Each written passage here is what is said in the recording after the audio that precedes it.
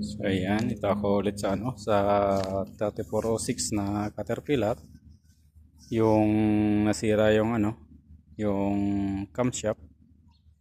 So ngayon, nung naibalik na namin, pagpaandar namin, may lagatak pa rin.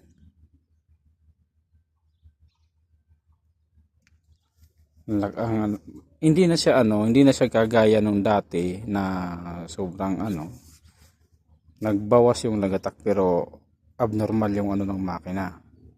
So ngayon, nag-decide kami na baklasin ang cylinder head. Kasi ang sabi ko, ang lagatak na yan ay hindi na yan sa kung anong sound na yan. Piston yan. Yan na nga.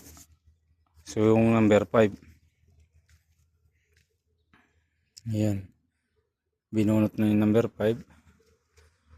Ito. Yung connecting rod bushing ang nadali. Ayan. Ayan o. Kung makikita nyo. Connecting rod bushing ang nadali dito. So dahil sa sabi ng may-ari, wala daw siyang pang gastos, ito lang daw ang palitan, di ito yung gagawin, isa lang. Ayan, ang palit na. Ito ang nawala, yung bushing na yan. Yan ang nasira.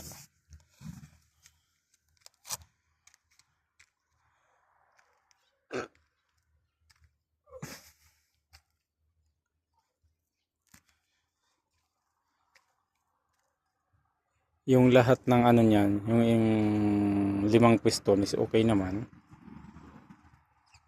Kaya yan lang. Yan lang ang namin, yung isa na yan, ikakabit. Tapos assemble ulit. Hirap pag hirap pag nagto-troubleshoot. Kasi yung nangyari nung una ito. Oh. Ayan. Nasira yung kamloob. Ayan. Tapos ayan. Ang nakakapagtaka, number 6 saka number 4 yung nasira. Pagdating dun sa piston, number 5 ang nasira. Ay sa loob. Number 6 to. Number 4 yung dito. Ito yung number 5. Ang nasira sa piston niya is number 5. Yung nagkaroon ng sounds. Na lagatak na nasira yung yung connecting rod bushing.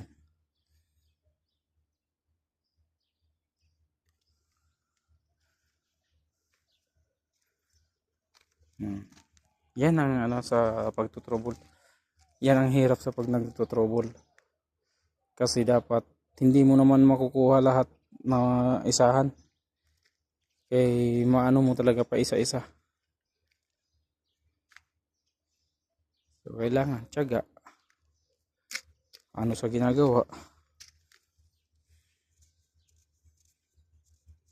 Pero yan, pag maibalik na yan, piston na yan, mapalitan ng isang connecting rod, sure ball na yan.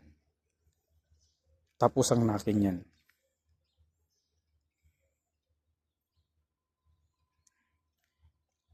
Sige po mga lods, salamat sa inyong panonood. Salamat sa suporta. Ingat kayo lagi, God bless. Yan. Maya maya magsimula na rin. Balik na yan.